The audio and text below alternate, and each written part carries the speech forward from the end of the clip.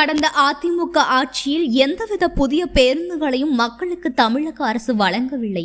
திமுக ஆட்சியில் 7200 புதிய பேருந்துகள் வரவுள்ளது. கோவையில் தமிழக போக்குவரத்து துறை அமைச்சர் எஸ். சிவசங்கர் பேட்டி. மாநகர் மற்றும் புறநகர் பகுதிகளில் பொதுமக்களின் தேவையை அறிந்து பழைய பேருந்துகளை நீக்கி புதிய பேருந்துகளை மக்களுக்காக வழங்கும் வகையில் மாநகரில் இன்று சுமார் 21 பேருந்துகளை பொதுமக்கள் பயன்பாட்டிற்காக தமிழக போக்குவரத்து துறை அமைச்சர் எஸ். சிவசங்கர் கோவை மேட்டுப்பாளையம் சாலையில் உள்ள புதிய பேருந்து நிலையத்தில் கொடியசைத்து துவக்கி வைத்தார். இதனைத் தொடர்ந்து செய்தியாளர்களிடம் பேசிய அமைச்சர் கூறும்பொழுது, தமிழ்நாடு அரசு போக்குவரத்து கழகத்தின் சார்பாக இயக்கப்படுகின்ற பேருந்துகளில் பழைய பேருந்துகளை மாற்றி புதிய பேருந்துகள் இயக்குவதற்கு மாண்புமிகு தமிழ்நாடு முதலமைச்சர் அவர்கள் நிதி ஒதுக்கி அந்த புதிய பேருந்துகள் இப்பொழுது பயன்பாட்டிற்கு வர துவங்கியிருக்கிறது. நாடாளுமன்ற தேர்தலுக்கு முன்பாக கிட்டத்தட்ட 1000 பேருந்துகள் மக்கள் பயன்பாட்டிற்கு வந்துவிட்டது.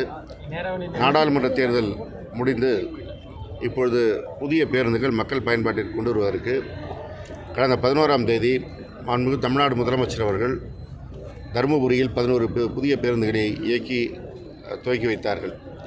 அதேபோல் 15ஆம் தேதி திருவள்ளூரிலே 10 பேருந்துகளை துவக்கி வைத்தார்கள்.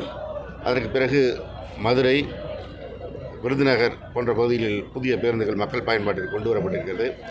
அதனை ஒட்டி இன்றைக்கு கோவை அரசு போக்குவரத்து கழகத்திற்கு உட்பட்ட கோவை மண்டலத்தில் 21 புதிய பேருந்துகள் மக்கள் பயன்பாட்டிற்கு கொண்டு வந்திருப்பட்டிருக்கிறது. 20 புறநகர் பேருந்துகளும் ஒரு நகர்ப்புற பேருந்தும் இன்றைக்கு பயன்பாட்டிற்கு கொண்டு வரப்பட்டிருக்கிறது. இதல்லாமல் கோயம்புத்தூர் அரசு போக்குவரத்து கழகத்திற்கு உட்பட்ட ஊட்டி, திருப்பூர், ஈரோடு போன்ற பகுதியிலும் புதிய பேருந்துகள் மக்கள் பயன்பாட்டிற்கு வர இருக்கிறது. மொத்தம் 7200 புதிய பேருந்துகள் தமிழக அரசால் வாங்கப்பட்டு மக்கள் பயன்பாட்டிற்கு கொண்டு வரப்பட இருக்கிறது. அதில் முதல் கட்டமாக 1000 பேருந்துகள் தேர்தலுக்கு முன்பாகவும் இப்பொழுது இந்த வாரத்திற்குள்ளாக 300 பேருந்துகளும் வர இருக்கின்றன. அதனைத் தொடர்ந்து புதிய பேருந்துகளை அந்த பேருந்து தயாரிப்பு நிறுவனங்கள் தயாரித்து வழங்க மக்கள் பயன்பாட்டிற்கு கொண்டு வரப்படும். கடந்த அதிமுக ஆட்சி காலத்தில் அதிக பேருந்துகள் வாங்காததால் இருந்த அந்த பழைய பேருந்துகளை மாற்றுவதற்கான நடவடிக்கையாகத்தான் மாண்புமிகு தமிழ்நாடு முதலமைச்சர் அவர்கள் இந்த நடவடிக்கையை துவங்கியிருக்கிறார்கள். அதேபோல் பெருநகரங்களில், மாநகரங்களில் தாழ்தள பேருந்துகள் இயக்குவதற்கு மாண்புமிகு முதலமைச்சர் அவர்கள் உத்தரவிட்டு முதல் கட்டமாக சென்னையிலே அடுத்த வாரத்தில் அந்த பேருந்து பயன்பாட்டிற்கு வர இருக்கிறது. அதற்கு பிறகு கோயம்புத்தூருக்கும் அந்த பேருந்துகள் வர இருக்கிறது.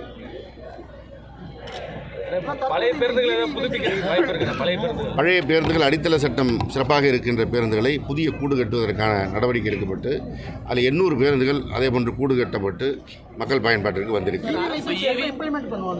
வெஹிக்கிள்கான, அதாவது மின்சாரத்தில் இயங்குகின்ற அந்த பேருந்துகள் வாங்குவதற்கு 500 பேருந்துகள் வாங்குவதற்கு திட்டமிடப்பட்டு முதல் 100 பேருந்துகளுக்கான டெண்டர் துவங்கப்பட்டிருக்கிறது.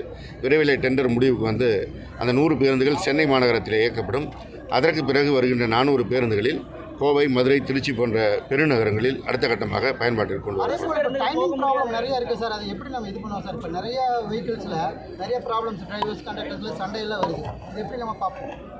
இல்லை, மாறி வருகின்ற கால சூழலுக்கு ஏற்ப, தொழில்நுட்ப மாற்றத்திற்கு ஏற்ப பேருந்துகள் வேகமாக இயங்குகின்ற பேருந்துகள் வருகின்றன. அதேபோல் சாலை வசதியும் சிறப்பான முறையில் செயல்படுத்தப்பட்டிருப்பதால் பேருந்துகள் வேகமும் கூடியிருக்கிறது.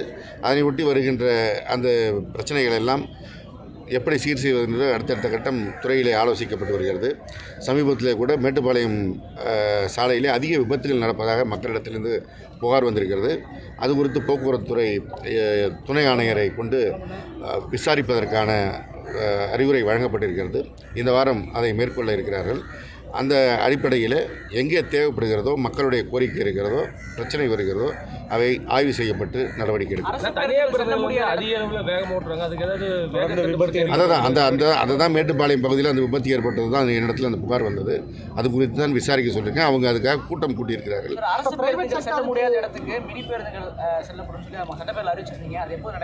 இப்பொழுது வந்து அந்த மினி பேருந்துகள் குறித்த கருத்துக்களை அரசுக்கு தெரிவிப்பதற்கு காலம் வழங்கப்பட்டிருக்கிறது. ஜூலை மாத 22ஆம் தேதி உள்துறை செயலாளர் அது குறித்து கருத்து கேட்பு கூட்டம் நடத்த இருக்கிறார்.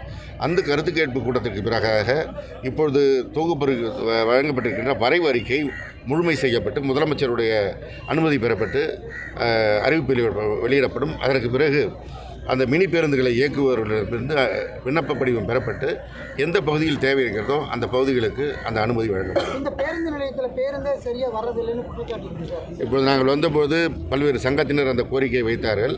இப்பொழுது மரியாதைக்குரிய மாவட்ட ஆட்சியர் அவர்கள், கோவை மாநகராட்சி கமிஷனர் அவர்கள், முன்னாள் சட்டமன்ற உறுப்பினர் அண்ணன் கார்த்தி அவர்கள் எல்லாம் இது குறித்து நாங்கள் இந்த மக்கள் பிரச்சனை குறித்து பேசணும். இந்த பேருந்து நிலையம் பயன்படுத்த முடியாமல் இருக்கிறது, பயன்பாட்டிற்கு கொண்டு வர வேண்டும் என்ற அந்த கோரிக்கை குறித்து பேசினோம். விரைவிலே அது குறித்து ஒரு ஆலோசனை கூட்டம் நடத்தப்பட்டு இந்த பேருந்து நிலையம் முழு பயன்பாட்டிற்கு கொண்டு வருவதற்கு நடவடிக்கை எடுக்கப்படும். சார், இபி சார்ஜ் ஏறுறது போல வந்து பேருந்து கட்டணங்கள் அதிகரிக்க வாய்ப்பு இருக்குங்கிற மாதிரி தகவல்கள் வருது. எப்படி சார் உங்களுக்கு கிடைத்த தகவல் எங்களுக்கு இன்னும் கிடைக்கும். தமிழ்நாடு போக்குவரத்து கழகத்தில் பயன்படுத்தப்பட்டு வருகின்ற பழைய பேருந்துகளை நீக்கி புதிய பேருந்துகளை இயக்க தமிழக முதல்வர் நிதி ஒதுக்கீடு செய்தார். இதற்காக ஒதுக்கப்பட்ட நிதி தற்போது பயன்பாட்டுக்கு வர தொடங்கியுள்ளது. நாடாளுமன்ற தேர்தலுக்கு முன்பாக 1000 பேருந்துகள் மக்கள் பயன்பாட்டிற்காக வந்துவிட்டது. இப்பொழுது மீண்டும் பேருந்துகள் மக்கள் பயன்பாட்டிற்கு வர தொடங்கியுள்ளது. கடந்த 11ஆம் தேதி தருமபுரியில் 11 புதிய பேருந்துகளை இயக்கி துவக்கி வைத்தார்.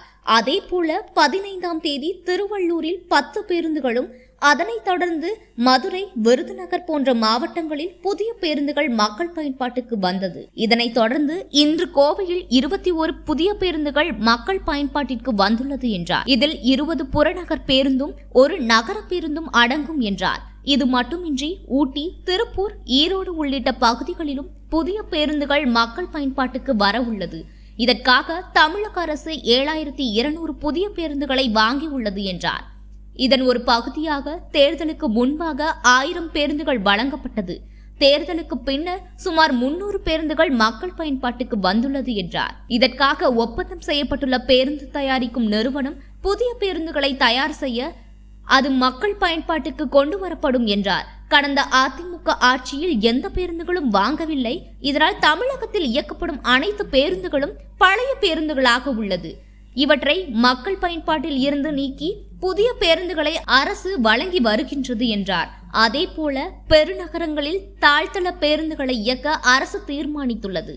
இதற்காக சில நாட்களில் முதற்கட்டமாக சென்னையில் இந்த பேருந்துகள் இயக்கப்பட உள்ளது. இதனைத் தொடர்ந்து பெருநகரங்களில் இந்த பேருந்துகள் மக்கள் பயன்பாட்டுக்கு கொண்டு வரப்படும் என்று தெரிவித்தார். இந்நிகழ்வில் கோவை மாவட்ட ஆட்சியர் கிராந்திகுமார் பாடி, கோவை மாநகராட்சி ஆணையாளர் சிவகுரு பிரபாகரன், கோவை மாநகர் மாவட்ட திமுக செயலாளர் நா கார்த்திக், கோவை தெற்கு மாவட்ட செயலாளர் தளபதி முருகேசன், மாநகர் மாவட்ட திமுக துணை செயலாளர் கல்பனா செந்தில் உள்ளிட்ட பலர் கலந்து கொண்டனர் என்பது குறிப்பிடத்தக்கது. Garuda Voice.